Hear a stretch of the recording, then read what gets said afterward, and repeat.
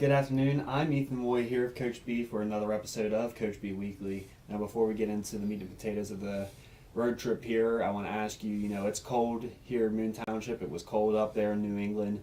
Do you have a memory of the coldest day that you've, lived through? I'm sure it was a Buffalo day. I'm from Buffalo, I'm so sure it was a Buffalo day. we have so many cold days. If I had to go back, if I had to go back, man, when you're a kid, you always have those bad memories because you're like at the bus stop when the wind's hitting you in the face. This is when you have like a scarf over you. Oh. You got 3 different beanies on. For a long time in my life, that you're gonna find this funny, but I was actually allergic to the cold. Really? And people are like, are allergic to the cold? Like, Well, they that's think just an excuse to move down to Florida. that's right. People think like, oh, you just want to live, you want to be on the beach, you're allergic to the cold. I really was allergic to cold. Like, I would break out in a rash if I was in cold weathers.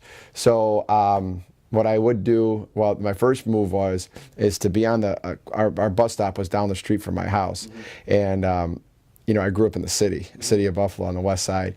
And I remember I used to be in my house, and I remember the bus stop was about maybe 200 feet away, and I would, my way to getting away from being in the cold was stand in my doorway and wait to see the kids start lining up, and then I would open the door and sprint out the door and try to make it to the bus stop in time and just wave at them every day. And that was like my routine for a while, just because I had to wrap my face and just bundle up so much, because if the cold hit any of my skin really hard. So I would just say I wouldn't remember one particular day.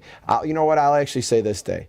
The Buffalo Bills played it was at the time the Los Angeles Raiders in the AFC Championship. I think it was 1990. 1990 was it the first year of the During Bills? That 4-year run? The first year they went to the Super Bowl. The AFC Championship. I wasn't going to go, and my father, he said about like a day before the game, you want to go to the game? And he said there is tickets. We could still get tickets. And it was the AFC Championship, but it was so cold. Yeah. It was going to be like a freezing day. People didn't want to go, even though it was the AFC Championship. But I said I'll go. Yeah, I was excited. It was the chance for the Bills to go to the Super Bowl.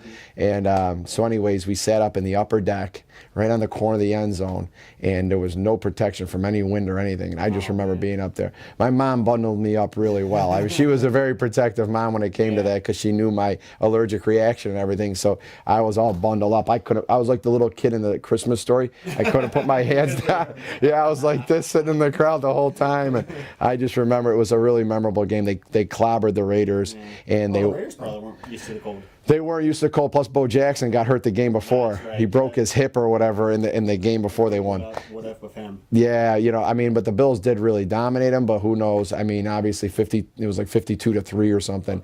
But anyways, at that game, it was worth it. It was just such a great experience to be at an AFC Championship, and then that was the first year the Bills ever went to the Super Bowl. So the crowd was just going crazy, and it kind of blocked out how cold it was. So that was my coldest. Thawing out afterwards probably felt good. Thawing out was, after a win. Yes, thawing out after a loss, but thawing out after a win probably. Yeah, I mean, I just remember I had so many layers on. I felt it a little bit, but my mom was, so, like I said, my arms were like this, and my legs were like bulging because I had 4 pairs of sweatpants on and long johns, and we're used to the cold in Buffalo. So you either are try to tough it out and just go out there with normal clothes, or you adjust. And my mom would adjust. That was my coldest day I remember. All right. Yeah. So had a pair of wins here in New England. First one being a 60-57 win at Bryant's. After winning 4 straight by double digits, this obviously being a close game, Sydney Holloway, her 3-point attempt at the buzzer rimmed out. What does it say about your team that they could play well and, come away with a win in such a tough game after winning by double digits and winning comfortably? Well, that was the big challenge. When you win one game and you look great and things kind of get out of hand with the score, you just gotta stay grounded. You gotta stay humble. It's hard because like I said, it looks so great. You feel so great that you went out there and you accepted the challenge and had such a great performance, especially on the road. But then having to go back out again and go and play a team that is as tough as Brian is and is well coached. You have to be able to go out there and to lock back in. Right. And as much as we did a good job of battling that, I think we weren't all the way there. And I told him after the game, he got away with one. Yeah. You know, I mean, that ball was in and out. We could have done some things to close the game out late. We could have got that rebound or that that loose ball. We didn't get to a lot of loose balls like we should have. They out rebounded us. Yeah. I mean, that was something that we really take pride in. That we get out hustle, out rebound. Right. 50-50 balls, things like that. So I give Brian a lot of credit for fighting as hard as they did, and as much as we battled there down the stretch defensively, those last 2-3 possessions they had, we worked pretty hard. Where Holiday got open, she got that shot like 3 seconds left in the shot clock, and it seemed like you defended pretty well for the most part on there, switching screens and such, and then she somehow. Yeah, we had a lot of energy. Nadej's block before that on her was really great, which got us, to position to again close the game out. But yeah, I mean, it was pretty crazy with the ball was bouncing around, and again, we wish we were just that little step slow to the ball to get that loose ball or to gain the possession, and then she got loose on us and had a good look. Not typically a good 3-point shooter statistically for them. Right. No, you never want to give up an open look to anybody. Division I basketball players, if somebody is as competitive, as good as Holloway is, she's definitely capable of knocking that shot down there and in and out. And then we got the rebound and we were able to close it out. But yeah, it was one of those games that we were coming back from that big victory, that large margin victory out at LIU, and we had to know that there was going to be a battle to come back and have that same hunger. When you're dealing with a young team like we are, these are lessons that you could talk about a lot, and you can do your best throughout the week to prepare them. And we had a week of practice where we went back after it. I mean, I wasn't going to allow them to come in and to lose their fire and their hunger. Right. But to be at 100% there, that was something I think these freshmen and sophomore, they really need to understand. And it was a learning process, and that was a big lesson leaving the Bryant game. Going into the Central game was, now, hey, you got away with one there. Right. Now how are you going to come back from this performance? We're going to prepare to be hungry again. So. I'm going to say, and speaking of that Central performance, a 64-57 win there, you mentioned to me afterward that you're proud of the effort of the team in that game, where it was really, you got off to a lead. It was a 1-point game after the first, and then you kind of built it up to 12, got to 5, and stayed kind of in that area and ended up being a 7-point game at the end. With the effort there, what in particular stood out in that effort? Well, the effort to come out ready from the tip was really important for us. The way, like we were talking about with the Bryant game, how we closed that game out, the ball going in and out. But we had some good offensive possessions down the stretch where Ozzie made a great move in the lane and finished, and we hit some shots and things like that. So, she had a great, finish of the game. We had to be ready to come back from that and not to have a carryover from, getting away with one there and then not coming out ready to go.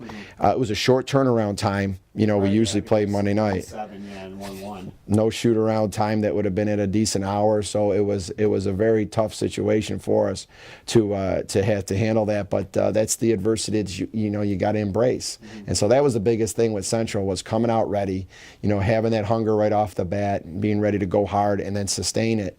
And Central was ready as well. That was a great start. Coming off a big win too. Yeah, they just knocked off PA, team that was obviously tied last year with us for the regular season championship, went on to win the conference championship against us. So we know how good they are and how well coached they are. So that was a nice win for them. And they were coming on. That team is playing well right now. Yeah. When we went at them early on, they were not buckling. They were fighting back, and then that battle pretty much continued throughout the whole game. I mean, that was one of those games that even when we built a double-digit lead and stuff, they were never quitting. They were continuing to fight. They'd knock a big 3 down. They'd get a rebound. They'd push the ball. I mean, that tempo was something that we had to be ready for.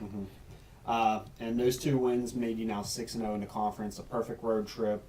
tied for first in the conference with Sacred Heart. You know, this is the fourth time in program history the team has started the conference late 6-0. Obviously, last season started 9-0, the best start in program history. What is it about conference play, especially starting off on the right foot like this? How do you keep on doing it? Well, it's just how you get there, and if you're getting better and you're growing with the wins. If you were 4-2, but you felt your growth was going well and you're continuing to go in the right direction, and that's really what you're looking at least from my vantage point of the culture that I care about is to continue to get better and grow. Everyone would love to start off playing their best basketball right on opening tip of the first game. Right. But when you're dealing with a younger team and you're teaching them lessons and growth and understanding the value of our pillars and how that comes into play with coming to practice every day and learning from winning and losing, that's where whatever record you're at, and being at 6-0 is great, but just playing our better basketball now and just continuing to get better. Even like if we didn't have a great game, understanding it and then coming back and responding. To me, that's the mark of a team that's going in the right direction and putting bricks on their foundation. We say, one of the big things about this 6-0 win was how well Hanukkah played, Right. and so that's something that we've been looking for with her.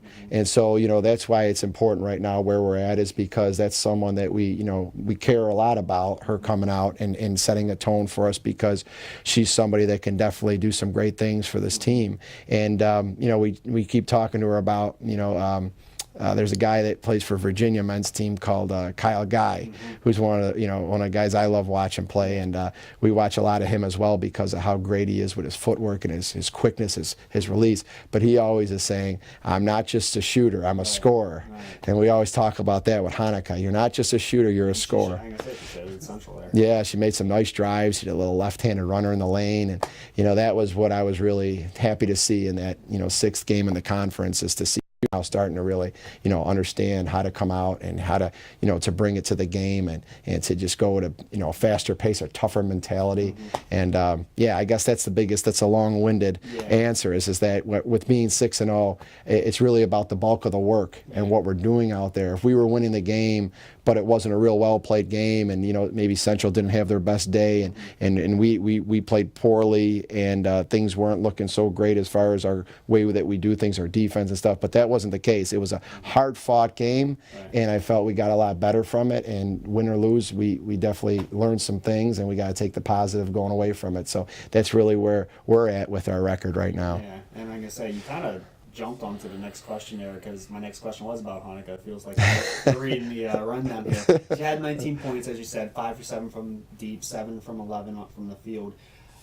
She's gone through her shooting struggles a little bit this year, had some big games, had some tough ones. How important is it to both her and the team for her to find her shot and shoot more and make more at a consistent manner? It's funny because I mentioned her, and I didn't even know you had that question.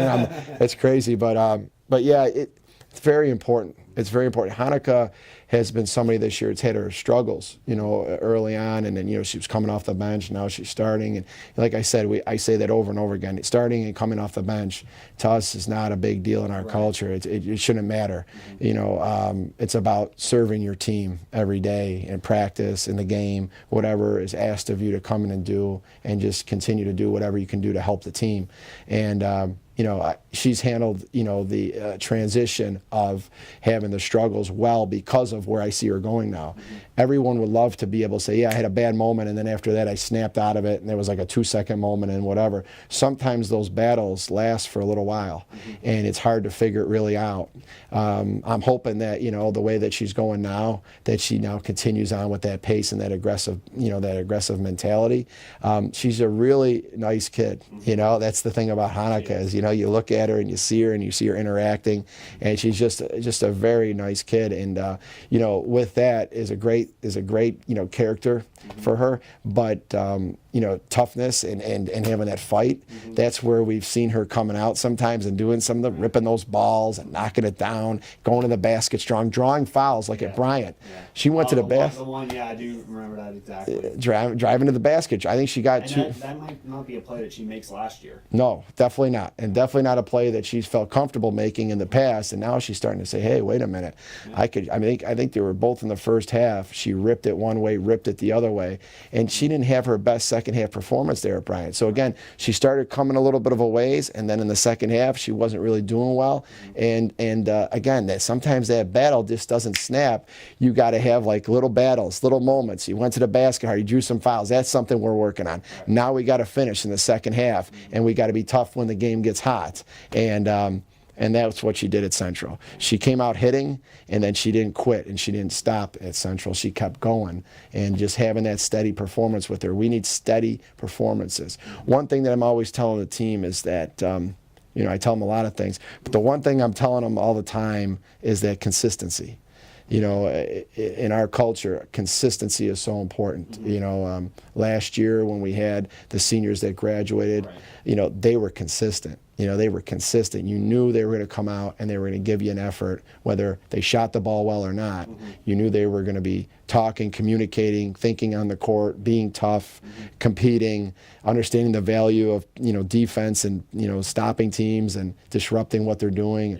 They understood that, so that that consistency has to continue to grow with this team as far as the effort coming to play every time. And speaking consistency, someone who's shown a little bit more consistency as of late, Natalie Villaflor. Been a key option off the bench, and as of late, she's averaged 6.8 points, 3 rebounds, 2 steals, shooting about 67% in her last 4. What one area of her game have you seen the most growth going into conference season? Natalie has a lot of talent.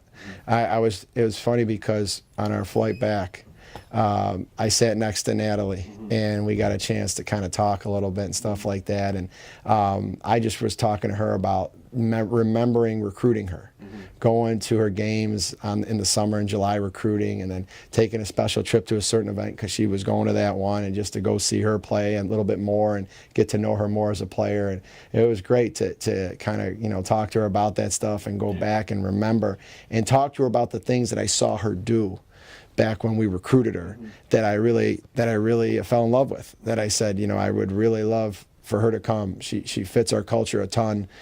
She's got a great work ethic, great student athlete, just very humble. I was very impressed with her family and just everything about her. So I said, these were the things that I was looking at when I recruited you that were so great. And I see you at practice and have little moments in the game, and you go back and you do this stuff. And I understand, this is a higher level. This is Division I. This is the highest level you can play in. But you could still do it at this level, and you just got to have the mindset and the confidence to go out there and do it. She knows, what we want out of her. She knows what we're looking for. And what she's been doing lately is she's been listening and just saying when she gets in that moment where before she was a little nervous, to take it to the basket or to pull up and shoot the ball with confidence. Now you could see her starting to understand it and say, I got this. This is what, coach needs me to do, and this is what the team needs me to do. And when I get the opportunity, I'm going to take it. I have confidence. I have no fear to do this. And I think that's been the biggest thing now, is just getting more confident through her work ethic, that, when she gets her moments out there, that she can, knock a shot down or take it to the hole, or, run the floor. She's great at running the floor. Dribbling the ball herself. Flexibility there, having the floor to run the floor. She can run. She can run. She can run. She can speed dribble with the ball or without the ball.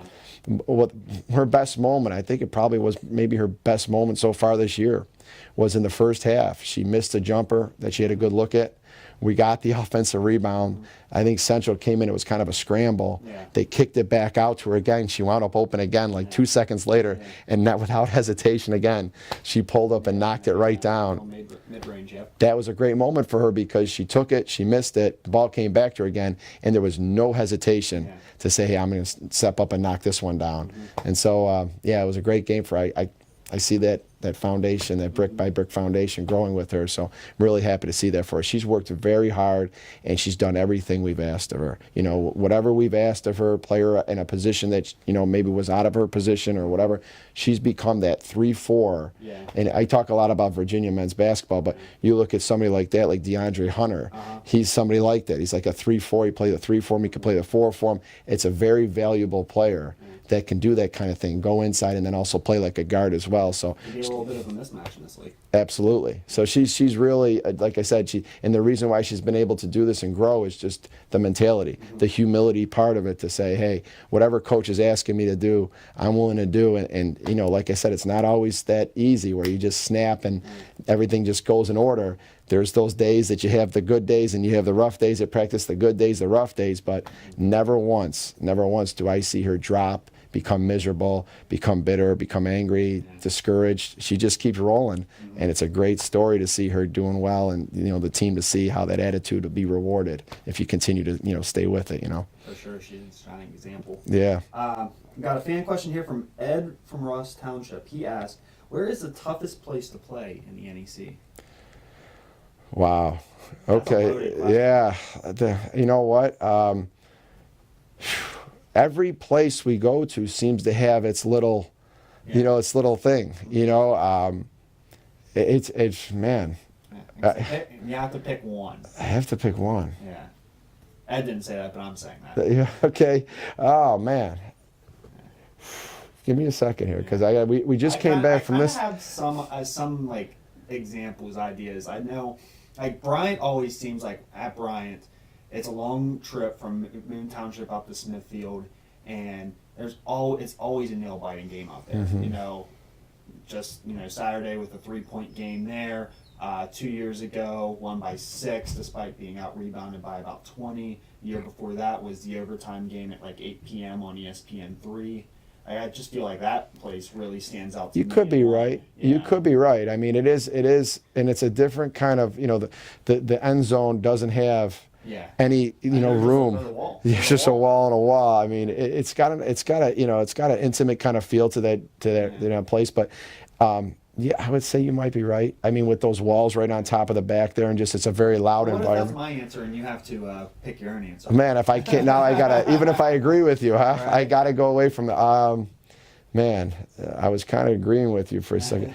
Brooklyn isn't easy as well. Right. You know, we've had some real battles out there at Brooklyn. It's kind of the same setup, you know. There's no space between the baseline and the walls there. Yeah, just your commute to the locker room. LIU as well. I mean, there's the commute to the locker room where your visiting team is, and just you got a long, you know, you got to go up multiple flights of stairs and all that. I mean, and you know, I would say maybe Brooklyn. I would say Brooklyn. I mean, it's another very packed little place. You know, remember when the men had the championship there? I can say I was at one of those games. Yeah. I think the game that they lost, not in overtime, the year after. Okay. Yeah. Yeah, I mean, when they played in the conference championship and the men won it, it was a NEC championship.